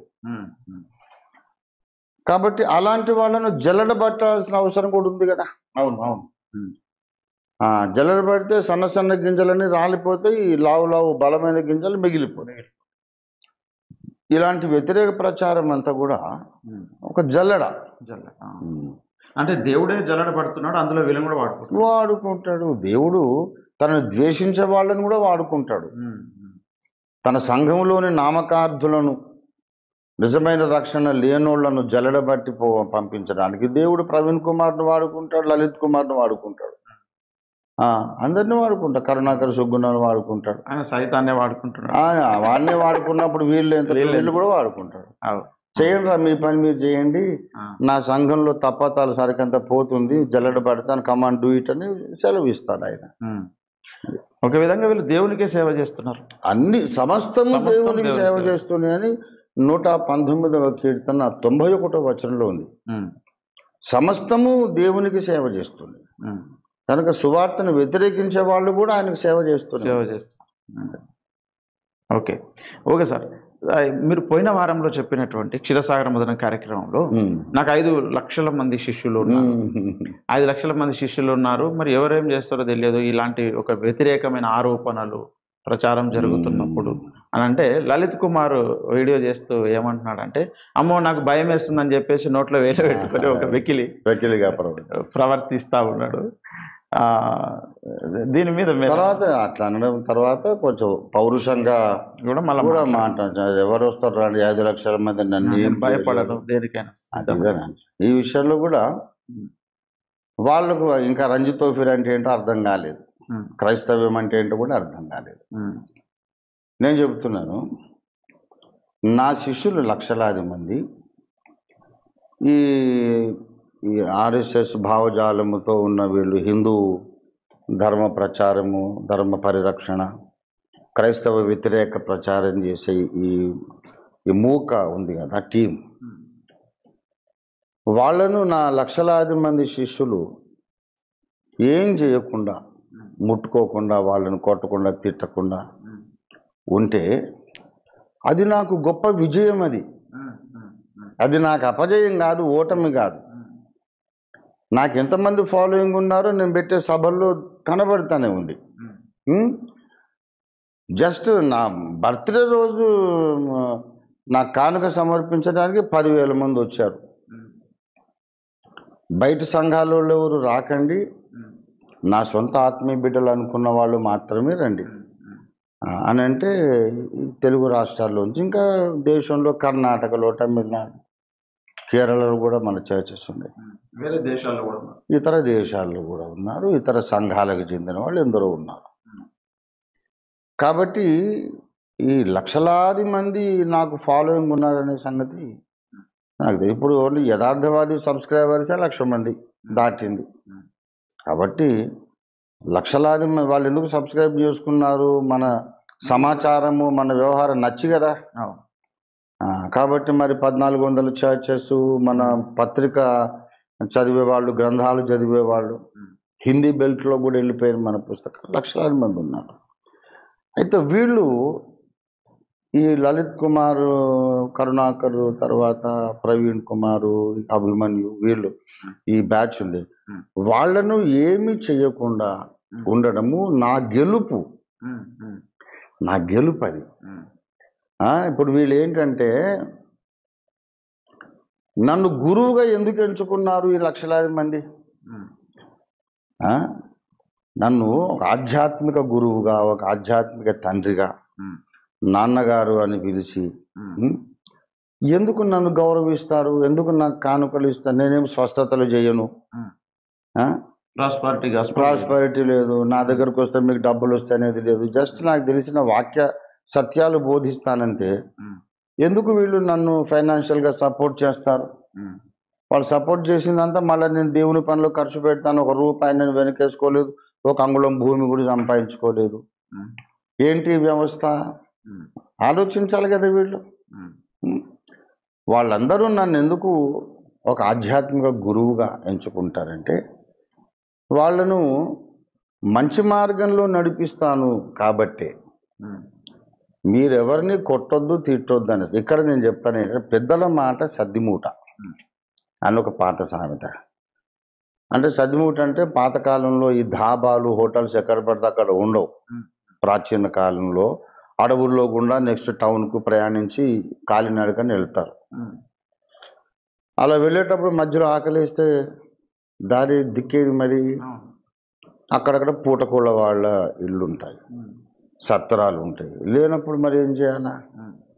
గనక ఇంత సద్దన్న మూట ఒక కర్రకు కట్టి ఇలా భుజాన్ని పెట్టుకొని నడుస్తూ వెళ్ళిపోతారు. ఎక్కడ ఆకలేస్తే అక్కడ తింటారు.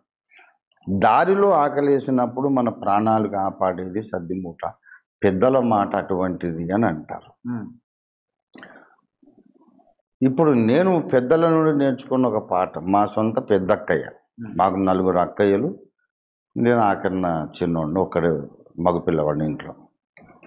మా పెద్దక్క నాకు నేర్పించిన ఒక గొప్ప పాఠం ఏంటంటే, మన మీద అన్యాయంగా నిందలు మోపి, మనని రెచ్చగొట్టే మాటలు మాట్లాడి, మన హృదయాన్ని గాయపరిచి, అవమానించి, ఇవన్నీ మనుషుల చేత సైతాను చేయిస్తాడు. ఎందుకు చేయిస్తాడంటే, మనకు ఆవేశం వచ్చి, కోపం వచ్చి ఏదైనా ఒక దాడి మనం చేయాలి. చేస్తే మనకు నేర చరిత్ర క్రియేట్ అవుతుంది, క్రిమినల్ హిస్టరీ మనకు తయారవుతుంది. ఇప్పుడు సింపుల్గా వెళ్ళి ఎవరైనా వచ్చి నా శిష్యులు వాళ్ళని కొట్టారు అనుకోండి, కొడితే రంజిత్ తోఫీర్ కొట్టించాడు అని కేసు పెడతాడు. అప్పుడు ఒక క్రిమినల్ రికార్డ్ అనేది ఉంటుంది అన్నమాట. కనుక మన ద్వారా తప్పులు చేయించడానికే సైతాన్ ఇలాంటి సన్నివేశాలు క్రియేట్ చేస్తాడు బాబు అని మా పెద్దక్కయ్య నాకు చెప్పింది 40-50 ఏళ్ళ కిందట. అది నేను గుర్తుపెట్టుకున్నాను. నన్ను 45 ఏళ్ళ సేవలో చాలామంది నిందించారు, అవమానించారు, అబద్ధాలు ప్రచారం చేశారు. అయినా ఎక్కడ నాకు క్రిమినల్ రికార్డ్ లేదు. నేను కానీ నా శిష్యులు కానీ ఎవరిని కొట్టినట్లు ఎక్కడ రికార్డు లేదు. ఉందా ఎక్కడైనా కనీసం ఒక్క చోట? ఎవరైనా మన చర్చెస్ మీద దాడికి వస్తే వాళ్ళను మీరు తిరిగి దాడి చేయండి అని నేను పిలుపునిచ్చా. మీరు పోయి దాడి చేయడం కాదు, దాడి జరిగినప్పుడు ప్రొటెక్ట్ చేసుకో. అది నేను సుప్రీంకోర్టును గౌరవించడమే. అది సుప్రీంకోర్టు చెప్పిన మాట. దళితులు, అల్పసంఖ్యాక వర్గాల వాళ్లకు ఒక్కొక్క మనిషిని ఒక్కొక్క పోలీసుని పెట్టి మేము ఎంతకాలము ప్రొటెక్షన్ ఇస్తాం? కనుక తప్పు లేదు. ఎవరో వచ్చి మీ ఇంటి మీద పడి కొడుతున్నప్పుడు మీరు మళ్ళీ కొట్టొచ్చు, తప్పు కాదు. ఆత్మరక్షణ కొరకు, స్వీయ రక్షణ కొరకు అని సుప్రీంకోర్టే చెప్పింది. దాన్ని నేను చెప్పా. అంతేగాని వేరే వాళ్ళ ఇళ్ళ మీదకి మనం పోయి కొట్టాలి చేయాలనేది నేను చెప్పలేదు, బైబిల్ చెప్పలేదు. 45 సంవత్సరాలలో నన్ను బాధపరిచినందుకు, గాయపరిచినందుకు ఒక్క మనిషినైనా నేను భౌతికంగా కొట్టి గాయపరిచానా? నా శిష్యులు గాయపరిచారా? ఇది నా సవాల్. ఓకే, మాకు అసలు క్రిమినల్ రికార్డ్ లేని అట్లాంటి అటాకులు చేసే వాళ్ళం మేము కాదు. కనుక నన్ను అనుకరిస్తారు నా శిష్యులు. మా నాన్నగారికి ఎంత ఓపిక, మాకు కూడా అంత ఓపిక ఉండాలి అని నా శిష్యులు అనుకరిస్తారు. కనుక ఇప్పుడు వీళ్ళు ఇట్లా రెచ్చగొట్టి ఎందుకు మాట్లాడతారంటే, ఏమనుకున్నారా మేమంతా చేతకాని వాళ్ళమా, గాజులు తొడుక్కున్నామా అని మేము కోపానికి వచ్చి వెళ్ళండి రా వాడిని వేసేసేయండి, కాలో చేయి తీసేయండి అని చెప్పి నేను అట్లా పిచ్చి పిచ్చిగా నేను మాట్లాడితే ఎవరైనా ఆవేశపరులు పోయి కొట్టేదనుకోండి, అది వాళ్ళకు ప్లస్ పాయింట్ అవుతుంది అనమాట. అట్లా నన్ను రెచ్చగొట్టి నా ద్వారా నేరాలు చేయించాలని వాళ్ళు అలా మాట్లాడుతున్నారు. అయితే నేను అప్పుడు ఇప్పుడు ఎప్పుడు నా శిష్యులకు చెబుతున్నాను, భౌతికంగా మీరు ఎవరిని అటాక్ చేయొద్దు, ప్రార్థనలు చేయండి. వాళ్ళు ఏమన్నా చట్టవిరుద్ధంగా ప్రవర్తిస్తే గవర్నమెంట్ దృష్టికి తీసుకురండి, చట్టం తన పని తాను చేసుకుంటుంది. అంతకు మించి భౌతికంగా మీరు ఎవరి మీద చేయి వేయటానికి వీల్లేదు. అలా కొట్టడానికి, మనం గాయపరచడానికి యేసు ప్రభు వారు మనకు అధికారం ఇవ్వలేదు. మన యేసు ప్రభు అనుచరులు ఈ 45 ఏళ్ళుగా ఎన్ని గాయాలు పొందినా ఎవరి మీద చేయి చేసుకోకుండా ఉన్నటువంటి రంజిత్ తోఫీర్ అనుచరులు మీరు. కనుక మీరు ఈ శాంతి మార్గంలో ఉండాలి, ప్రభుత్వం దృష్టికి తీసుకురావాలి. ఎందుకంటే తప్పు చేసే వాళ్ళకు భయం ఏర్పడాలి, ఈ తప్పు మళ్ళీ నేను చేయవద్దు అనేసి. కాబట్టి మా వాళ్ళు ప్రార్థనలు చేస్తారు. ఎవరైతే అబద్ధాలు ప్రచారం చేస్తున్నారో వాళ్ళను శ్రీకృష్ణుల వారు తప్పకుండా శిక్షిస్తారని నా నమ్మకం. శ్రీకృష్ణులు? ఓకే. ఎందుకు తెలుసా? ఇప్పుడు క్రైస్తవులు అంటారేమో ఈ యేసుప్రభుని వదిలిపెట్టి శ్రీకృష్ణుని నమ్ముతుడు ఓపిరి గారు అని చెప్పి. నమ్మటం లేదు, వాళ్ళని శిక్షిస్తాడు అంటున్నాడు. ఓకే, అంటే శ్రీకృష్ణుడు ఉన్నాడని నమ్ముతున్నారా? ఎందుకంటే ఏ పేరున్నా, ఏ రూపంలో మీరు పూజలు ప్రార్థనలు చేసినా అవన్నీ నాకే చేరుతున్నాయని శ్రీకృష్ణుడు అన్నాడు కదా. కాబట్టి ఇప్పుడు యేసుప్రభు ఏమో దయగలిగిన దేవుడు, ఆయన అందరినీ ప్రేమించేవాడు. మరి శ్రీకృష్ణుడేమో దుర్మార్గులను సంహరించండి అని చెప్పినాడు కదా. కనుక మమ్మల్ని అన్యాయంగా, అబద్ధంగా నిందలు మోపుతున్న వాళ్ళను యేసయ్యా వాళ్ళని నువ్వు శిక్షించు అని మనం ప్రార్థన చేస్తే అది బిలియర్డ్స్ లాగా ఆ బంతి ఇక్కడ తగిలి అటు కృష్ణుని దిక్కు కూడా పోవచ్చు. ఓకే, అప్పుడు ఆయనేమో రెడీగా ఉన్నాడు, అరే ఎవరు తప్పు చేస్తే వాళ్ళని శిక్షించాలని. కనుక మమ్మల్ని అన్యాయంగా నిందలు మోపి వీళ్ళందరూ తప్పు చేస్తున్నారు కదా. కనుక వాళ్ళు నమ్మిన శ్రీకృష్ణుడే వాళ్ళని తప్పకుండా శిక్షిస్తాడని నా నమ్మకం. Okay, okay. సరే, ఈ మధ్య అంటే ఆల్రెడీ అంటే ప్రతిదానికి మీరు సమాధానం చెప్పేశారు. ఆ. వాళ్ళు నమ్ముతారు నమ్మరు, వాస్తవం తెలుసుకుంటారు తెలుసుకోరు, ఎవరైనా అది క్రైస్తవులు కావచ్చు, లేదా ఎవరని ఎవరైనా కావచ్చు. వీళ్ళు ఇట్లనే నెగిటివ్గా మాట్లాడుతూనే ఉంటారు కావచ్చు. ప్రతిదానికైతే ఒకరోజు దేవుడు తీర్పు తీరుస్తాడని ఒక విశ్వాసంలో అవును. ఉన్నటువంటి వారు మాత్రం ఎదురు చూస్తారు. దేవుడు మరి ఎలాంటి తీర్పు తీరుస్తాడు, ఎలా? అదే ఇంకో వీళ్ళని శిక్షించవచ్చు. ఇప్పుడు ఎవ్వరు కూడా క్రైస్తవులుగా మారకుండా, ఏ హిందువులు క్రైస్తవులుగా మారకుండా అడ్డుకోవడమే నా జీవిత ధ్యేయం అని చెప్తున్న మనుషులు ఉన్నారు కదా. అదే లాంగ్వేజ్ ఒకప్పుడు అపొస్తలుడైన పౌలు మాట్లాడాడు. అవును. ఒకప్పుడు సాధు సుందర్ సింగ్ మాట్లాడారు. పంజాబ్ లూధియానాలో కోటీశ్వరుల సంతానం ఆయన. అలా వేల మంది ఇప్పుడు చర్చకు వస్తున్నారు. బైబిల్ చింపి తగలబెట్టాడు ఎవరు? సాధు సుందర్ సింగ్. యేసు ప్రభు కొరకు సువార్త ప్రకటించి యేసు ప్రభు కొరకు తన ప్రాణాలే అర్పించేసి జీవితమే ధారపోసాడు సాధు సుందర్ సింగ్. ఈవెన్ బ్రదర్ భగత్ సింగ్ గారు కూడా అలాగే యేసు ప్రభుని చాలా ద్వేషించిన వ్యక్తి. కానీ ప్రభు ఆయన మనోనేత్రాలు వెలిగిస్తే ఆయన రక్షణ పొంది లక్షల మందిని భగత్ సింగ్ గారు రక్షణలోకి ఇచ్చారు. అలాగే అపొస్తలుడైన పౌలు కూడా. కనుక ఈ బ్యాచ్లో ఎవరైనా దేవుడు వాళ్ళ మనోనేత్రాలు వెలిగించి రేపు వాళ్ళు రంజిత్ తోఫీర్ లాగా సువార్థికుల ఆత్మలు సంపాదించవచ్చు. వాళ్ళని దేవుడు శిక్షించి చంపేసి నాశనం చేసే కంటే వాళ్ళ మనోనేత్రాలు వెలిగిస్తే దేవునికి ఎక్కువ మహిమ వస్తుంది. కనుక మేము అదే కోరుకుంటాం. ఓకే సార్, ఇప్పుడు అంటే ఈ విషయాలు ఇంకా పోయిన వారం ఇంకా మాట్లాడొద్దు, మీ దృష్టికి తీసుకురావద్దాను. కాకపోతే ఆమె నాన్నగారు అప్ప అంటూ ఇలా మళ్ళీ నెగిటివ్గా మాట్లాడినటువంటి పరిస్థితి. ఇప్పుడు అసలు ఆమె మనసులో ఎలాంటి భావం ఉంది మీ పట్ల? ఆమె మనసులో అయితే ద్వేషం ఉంది నా మీద, మొత్తం ద్వేషం ఉంది. కానీ ఆమె చెప్పేవన్నీ అబద్ధాలు. ఇప్పుడు నేను మొదటి నుండి ఆమెను లైంగికంగా వేధించాను అది ఇది అని అంటూ మరి లైంగికంగా వేధించాను అనేది పచ్చి అబద్ధము. ఎందుకంటే ఆమె 3 నెలల కిందట, ఇప్పుడు మనం మాట్లాడుతున్న ఈ డేట్కు 3 నెలల కిందట ఆ అమ్మాయి అల్లుడికి చాటింగ్ చేస్తూ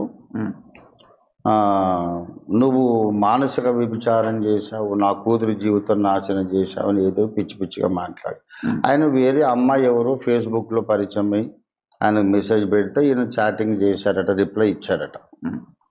దానికి నా కూతురు జీవితం నాశనం అయిపోయింది అంటదా. సరే, అట్లా చాటింగ్ చేయడము తప్పే, 100%గా తప్పే. దాన్ని నేను కానీ ఎవరు కానీ సమర్థించను. అది ఎవరు చేసినా తప్పే.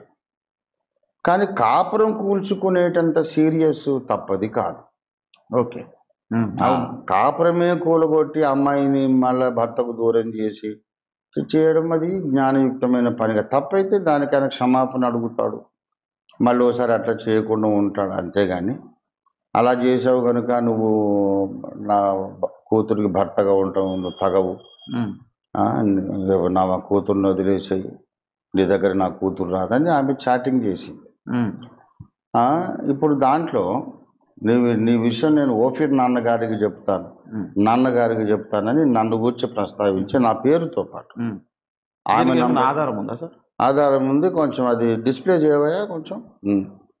అక్కడ మేము యారో మార్క్ కూడా పెట్టాం, ఓఫీర్ నాన్నగారు కొంచెం మంచిగా మ్యాగ్నిఫైడ్గా స్పష్టంగా డిస్ప్లే చేయండి బేట. అది నేను ఆమెను లైంగికంగా వేధించింది వాస్తవమైతే అల్లుడితో మాట్లాడుతూ నేను నాన్నగారికి చెప్తానని ఆమె ఎట్లా అంత గౌరవంగా నన్ను సంబోధించింది? ఓకే, నేను లైంగికంగా వేధించి ముట్టుకున్నాడు ఏదో చేశాడనంటే లైంగికంగా వేధించిన వాడిని నువ్వు నాన్నగారిని ఎందుకు పిలుస్తావు? అంటే మీ వంశంలో నాన్నలే ఇట్లా అంత చేస్తుంటారా? కాబట్టి అది ఆమె అభూత కల్పన. నేను ఆమెను ఏ రకంగానూ వేధించలేదు. ఆమె నన్ను వేధించడానికి ప్రయత్నం చేస్తే గద్దించి ఆపాను. ఆ తర్వాత తప్పు తెలుసుకొని 3 సంవత్సరాలు మా చర్చికి వచ్చి నాన్న అప్ప అని పిలుస్తూ నన్ను ఒక తండ్రిగా గౌరవించి నేను ఒక కూతురుగా ఆమెను గౌరవించాను. అంతే తప్ప కనీసం ప్రార్థన చేయడానికి కూడా వాళ్ళ ఇంటికి ఒక్కసారి కూడా నేను పోలేదు. ఇప్పుడు నా మీద ఆమె నిందలు మోపితే మరి ఇప్పుడు మొదటి నుంచే మంచోడు కాదు, క్రైస్తవ్యమే వ్యభిచారానికి ప్లాట్ఫామ్ అని ఇంత ఘోరంగా మాట్లాడుతుంది. మరి 3 సంవత్సరాలు మా చర్చిలో ఉండి నువ్వు అందరితో వ్యభిచారమే చేశావా?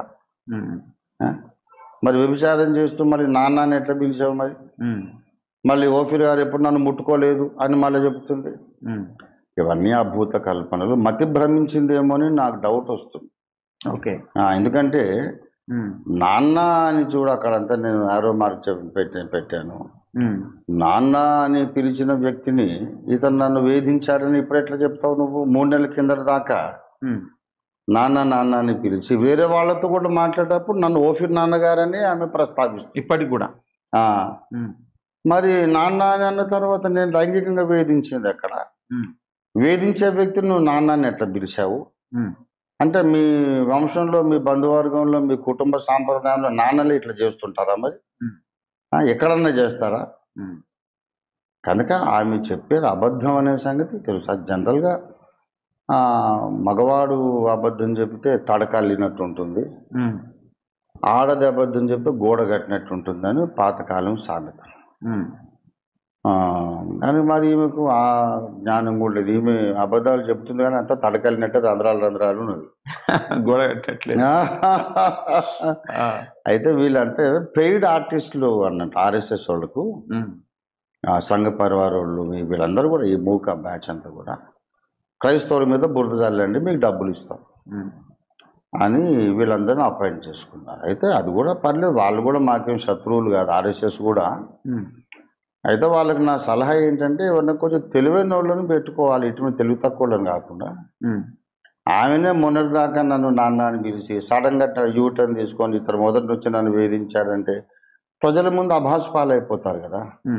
కొంచెం ఇంకా తెలివైన వాళ్ళని పెట్టుకుంటే మంచిదని ఆర్ఎస్ఎస్ వాళ్ళకు నా సలహా. ఓకే, అట్లాగే ఇప్పుడు వీళ్ళు కూడా ఈ యూట్యూబ్ బ్యాచెస్ ఉన్నాయి కదా, ఆ ఛానల్స్ బ్యాచ్. ప్రాస్టేట్ క్యాన్సర్ అయిపోయిన తర్వాత ఈయన స్త్రీలుడని ప్రచారం చేయడం అదొక తెలివి తక్కువ వ్యవహారం. అట్లా కాకుండా మొదట్లో నాకు ఇంకా ఆరోగ్యంగా ఉన్నప్పుడు ప్రాస్టేట్ క్యాన్సర్ రిమూవ్ చేయనప్పుడు అప్పుడు ప్రచారం చేస్తే ఎవరైనా నమ్మడానికి అవకాశం. మరి ఇప్పుడు ప్రచారం చేస్తుంటే అబద్ధం అని అందరికి తెలిసిపోతుంది కదా. కనుక ఇట్లాంటి తెలివి తక్కువలు కాకుండా ఆర్ఎస్ఎస్ వాళ్ళు కొంచెం తెలివైన వాళ్ళని పెట్టుకుంటే మంచిదని ప్రేమపూర్వకంగా వాళ్ళకి నా సలహా. మీరు పోయిన వారం సందర్భంలో ఏమేమైనా అందగత్తి అనుకుంటుందా, ముసలిది కదా అని మీరు అన్నారు. ఏమైనా కన్య అనుకుంటున్నదా, ఒక అమ్మాయి అనుకుంటున్నదా అంటే ఓహో ఓఫీర్ గారికి అమ్మాయిలు కావాలట అని చెప్పేసి నెగిటివ్గా మళ్ళీ దాన్ని కూడా ప్రాపగండా. అది కూడా స్టూపిడిటీ. ఇప్పుడు నేను ఆ భావంతో నేను ప్రాస్టేట్ క్యాన్సర్ ఆ భావంతో అమ్మాయిలు రమ్మని ఎట్లా అంటే అనగలిగే అవకాశం లేదు కదా. అందుకే వీళ్ళు ఏదంటే అంత స్టూపిడ్స్ని పెట్టుకున్నారు. మైండ్ దొబ్బేసిన వాళ్ళను వాళ్ళు అపాయింట్ చేసుకున్నారు సంఘ పరివార వాళ్ళు. ఓకే, అది అమ్మాయిలు కావాలన్నానా? నన్ను ఆయన కావాలనుకుంటున్నాడు అని ఈమె అన్నందుకు ఈమె కూతురు పెళ్లి చేసి ఇప్పుడు అమ్మమ్మ అయ్యే వయస్సు ఆమె నేను అడగడం ఏంటి, ఈ ఆరోగ్య స్థితిలో అడగడం ఏంటి అనేది కూడా అన్నది కదా. అంటే వాళ్ళు ఏంటంటే ఇక కుక్కకు బోబో అనేది తప్ప ఇంకోటి రాదు. ఈ యూట్యూబ్ ఛానల్స్ వాళ్ళ చెంచాగాళ్ళు ఉంటారు, వాళ్ళందరికీ బోబో అని అరుచుడు తప్ప అందులో ఎంతవరకు సెన్స్ ఉన్నది అనేది ఉండదు వాళ్ళకి. ఎంతసేపు నెగిటివ్గా తమ్ముళ్ళు పెట్టాలి, నెగిటివ్గా. అది అందరూ సమాజం గమనిస్తుంది, హిందూ సమాజం కూడా గమనిస్తుంది. ఇప్పుడు హిందూ సమాజం అంతా ఆర్ఎస్ఎస్ కాదు, వీళ్ళు 1%. హిందూ సమాజం అంటే 100 కోట్ల మంది ఉంటారు ఈ దేశంలో. మరి 100 కోట్ల మందిలో వీళ్ళు 5 లక్షల మందో ఏమో 10 లక్షల మందో ఉంటారు అంతే. కాబట్టి హిందూ సమాజం కూడా గౌరవించి వీళ్ళని చూసి అసహించుకుంటున్నారు.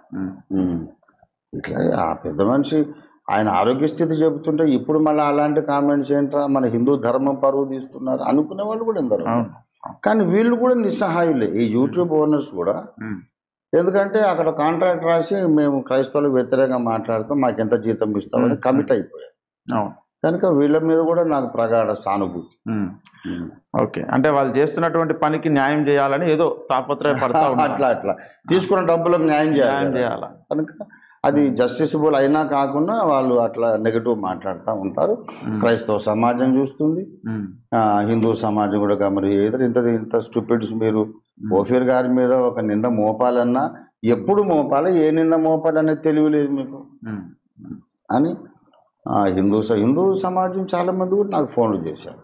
వాళ్ళేం క్రైస్తవులు కాదు, ఏంటంటే వాళ్ళంతా హిందూ ధర్మ పరివేదిస్తున్నారు. మీరు క్లియర్గా చెప్తున్నారు, గర్భసంచి తీసేసిన హిస్టరెక్టివ్ అయిపోయిన అమ్మాయికి ఇప్పుడు 8వ నెల గర్భిణి అన్నట్టు వాళ్ళు చెప్తున్నారు. అసలు మీరు ఓపెన్గా చెప్తుంటే వాళ్ళు ఇంకా అదే ప్రచారం చేస్తున్నారు. చాలా మాకు సిగ్గుకరంగా ఉందని చెప్పిన వాళ్ళు నాకు 100 మంది ఉంటారు.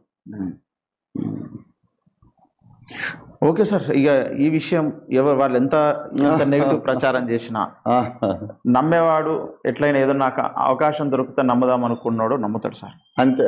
ఎంత భయంకరమైనటువంటి నెగిటివ్ ప్రచారం చేసినా ఆల్రెడీ ఇప్పటి వరకు దేవుని రుచి చూసిన వారు, సత్యాన్ని రుచి చూసిన వారైతే వాస్తవం కాని దాన్ని నమ్మే ప్రసక్తి లేదు.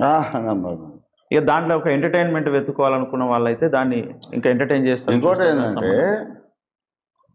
ఓఫీర్ అనే పేరు మీద నెగటివ్ ఏదో ఒకటి మాట్లాడితే తప్ప వాళ్ళకి వ్యూవర్షిప్ కూడా సబ్జెక్ట్ ఏముంది, దేశార్థలా చెప్పడానికి అయితే ఏం లేదు వాళ్ళు.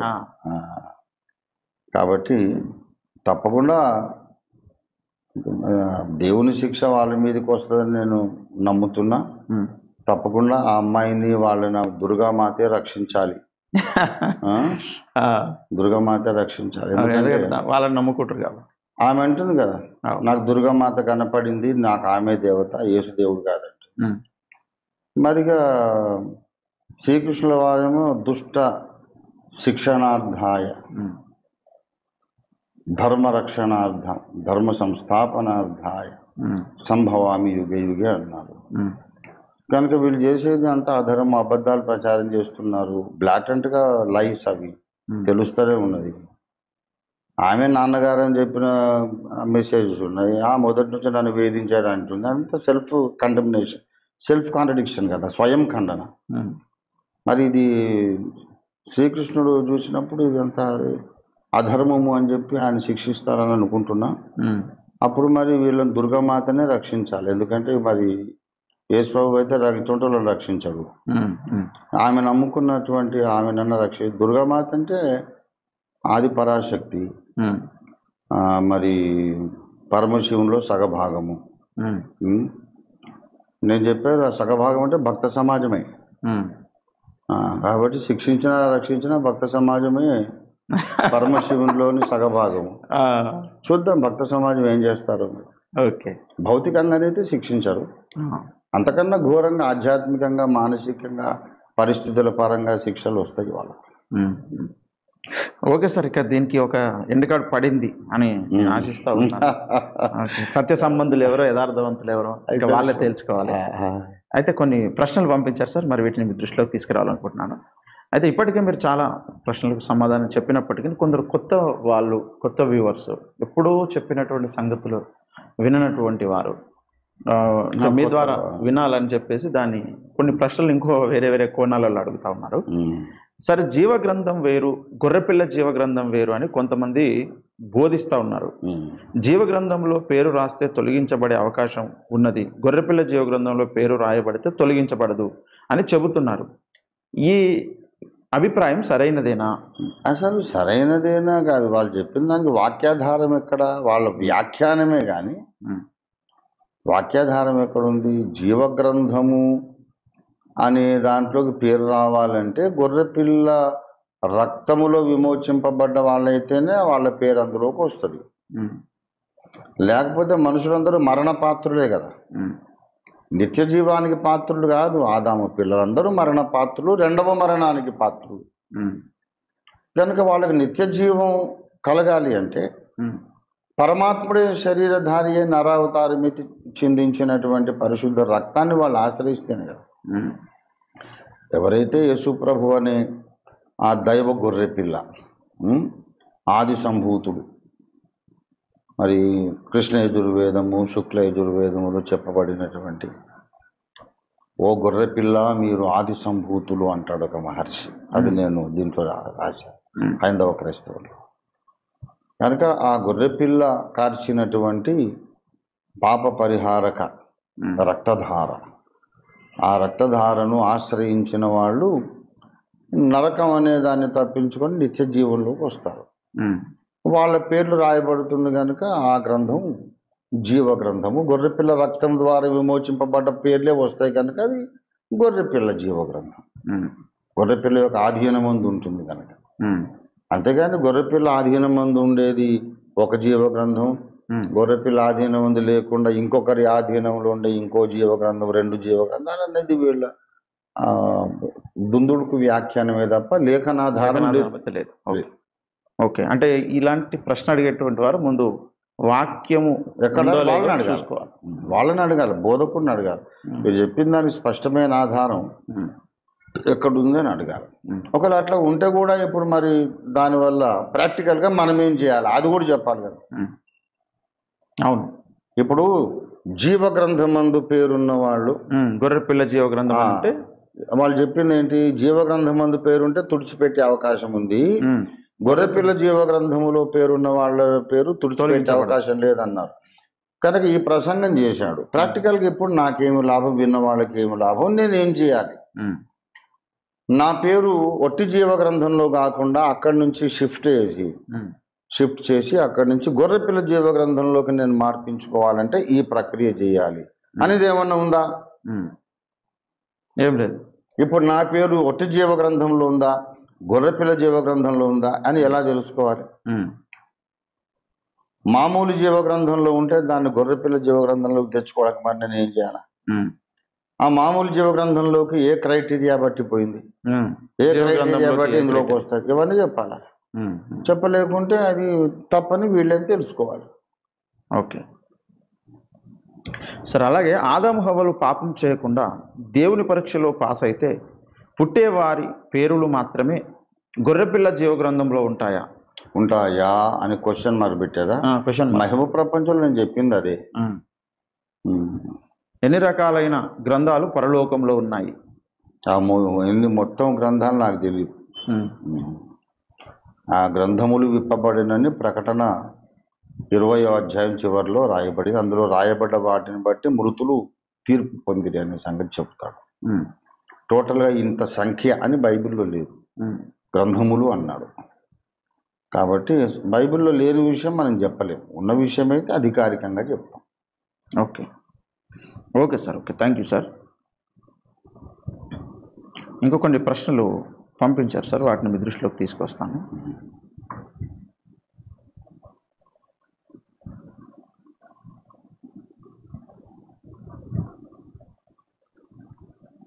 సార్, నిర్గమకాండం 28వ అధ్యాయం 29వ వచనంలో ఒక మాట ఉంది సార్.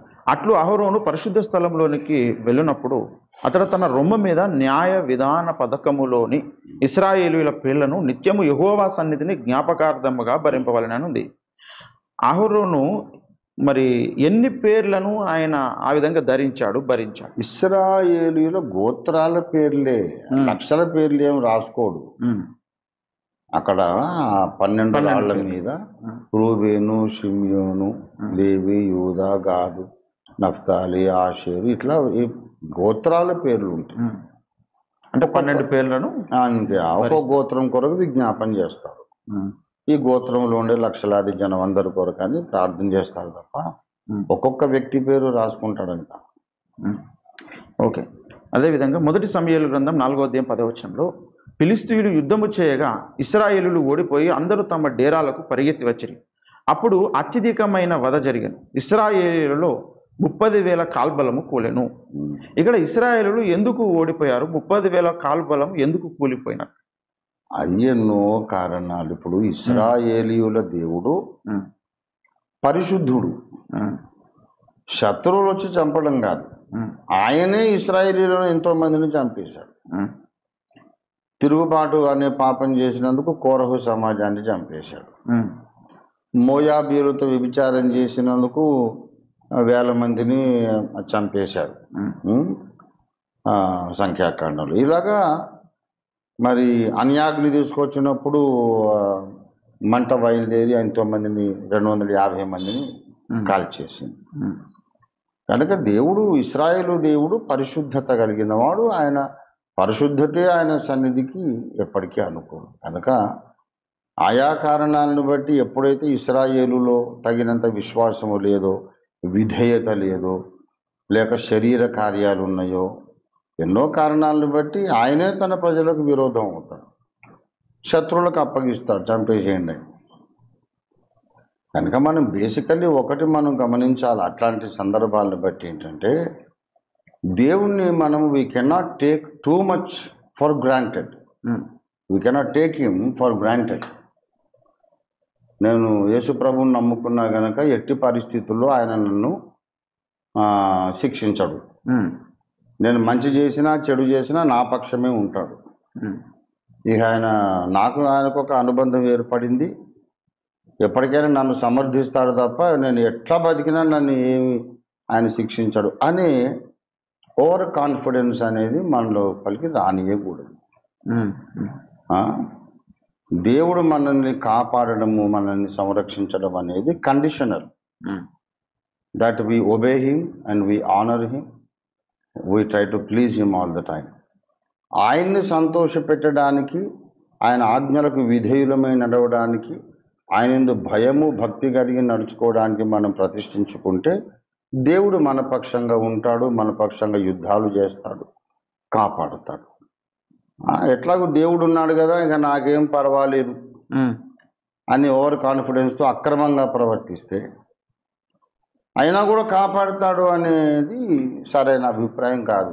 అట్లాంటి ఇశ్రాయేలు చరిత్రలో ఇటువంటి పాఠాలు మనకు దేవుడు నేర్పించాడు అన్నమాట. అంటే దేవుడు ఎప్పటికైనా అండర్ ఎనీ సర్కమ్స్టాన్సెస్ నా పక్షమే అనేది తప్పు చేసినా ఎలాంటి బ్రతికినా మరి దేవుడు ఉన్నాడు, ఆయన విడువని ఎడబాయన అన్నాడు అని చెప్పేసి రోజు వ్యభిచారాలు, నరహత్యలు, దొంగతనాలు చేస్తుంటే శత్రువు అక్కర్లే, ఆయనే వచ్చి చంపుతాడు. ఓకే. అదేవిధంగా 1 సమూయేలు 10వ అధ్యాయం 5వ వచనంలో సార్, ఈలాగున పోవచ్చు ఫిలిస్తీన్ల దండు కాపువారుండు దేవుని కొండకు చేరుదువు, అచ్చట ఊరి దగ్గరకు నీవు రాగానే స్వరమండలము, తంబుర, సన్నాయి, సితార వాయించు వారి వెనుక ఉన్నతమైన స్థలం నుండి దిగివచ్చు ప్రవక్తల సమూహము నీకు కనబడును, వారు ప్రకటన చేయుచు వత్తురు అన్నారు. ఇంతమంది ప్రవక్తల సమూహం అంటారు, అంటే చాలా మంది ఉన్నారు కదా. ఈ ప్రవక్తల యొక్క సమూహము ఏం ప్రకటించారు? అంతమంది అవసరత ఏమేర్పడింది? ఇప్పుడు ప్రవక్తల సందేశము అని అంటే 2 రకాలు. ఒక జాతి మొత్తాన్ని కూడా పథనిర్దేశం చేసి ఇలా చేయండి, ఇలా నడవండి అని జాతిని మొత్తం నడిపించేటటువంటి ప్రవక్త మోషే, ఏలియా. ఒక దశలో మోషే ఇశ్రాయేల్ జనాంగం అంతటికీ దేవుని వాక్కును ప్రకటించిన ప్రవక్త. ఇంకో దశలో ఏలియా ఇశ్రాయేల్ దేశం అంతటి కొరకు దేవుని స్వరాన్ని ఆయన ప్రకటించాడు. మరి నాతాన్ అనే ప్రవక్త అట్లా కాదు, గాదు అనే ప్రవక్త అట్లా కాదు.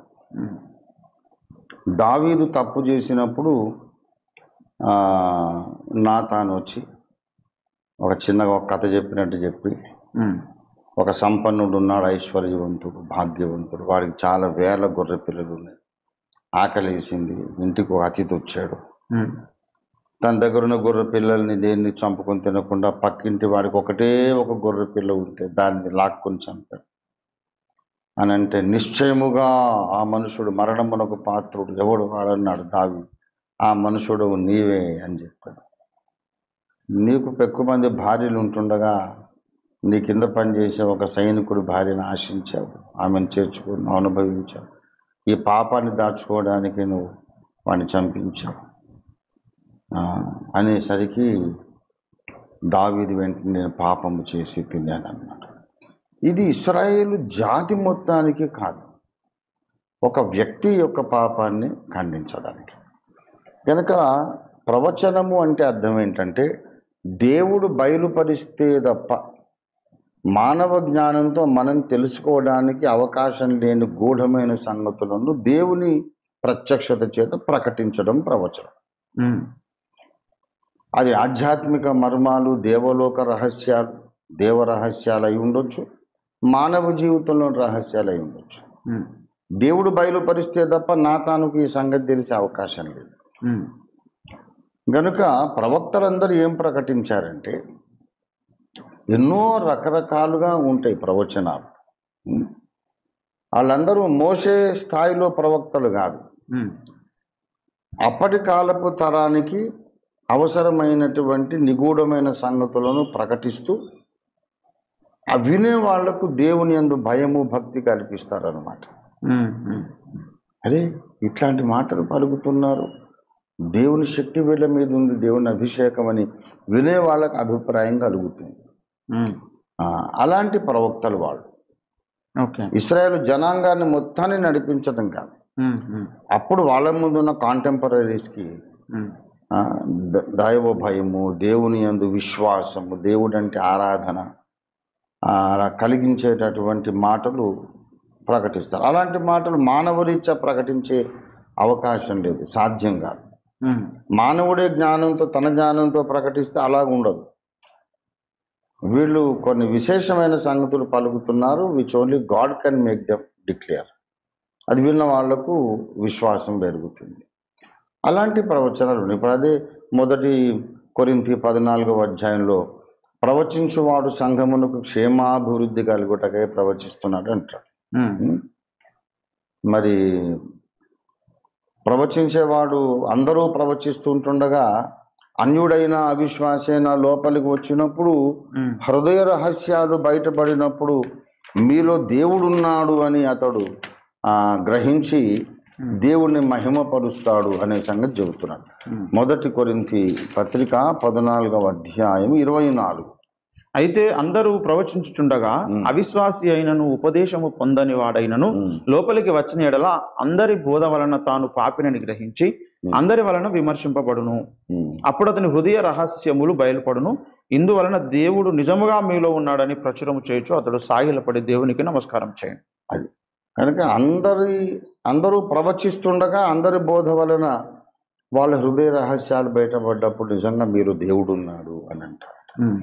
అలాంటి ఎఫెక్ట్ సమాజంలో వస్తుంది. వాళ్ళు ప్రకటించే మాటల్ని బట్టి అది దేవుడు ఉన్నాడురా, మన రహస్యాలు ఆయనకు తెలుసు, దేవుడు తీర్పు తీరుస్తాడు, మనం భయం కలిగి జీవించాలి అనే దైవ భయము భక్తి పెంచే మాటలు. ఏ రహస్యాలు పలికితే ఆ భక్తి పెరుగుతుందో అలాంటి మాటలు అనేక మంది ప్రవక్తలు ప్రవచిస్తారు. అయితే వాళ్ళందరూ ఏలియా స్థాయి కాదు, మోషే స్థాయి కాదు. అది విషయం. ఓకే సార్, ఇప్పటి వరకు అనేక ప్రశ్నలకు విషయాలకు సమాధానాలు తెలియజేసినందుకు ధన్యవాదాలు sir. Thank you so much. Thank you for the opportunity. ఈరోజు వీక్షించిన యొక్క కార్యక్రమం మీకు ఆశీర్వాదకరంగా ఉందని ఆశిస్తున్నాం. వచ్చే శుక్రవారం మరికొన్ని ప్రశ్నలతో మళ్ళీ కలుసుకుందాం. మరి ఈ దినమంతా మీకు తెలిసినటువంటి వారందరికీ కూడా ఈ యొక్క ప్రశ్నోత్తరాల కార్యక్రమాన్ని ఇంతకుముందు జరిగినటువంటి ఎపిసోడ్స్ని కూడా మీరు వీక్షించండి, మీకు తెలిసిన వారికి పరిచయం చేయండి. అందరికీ నమస్కారం. Praise the lord.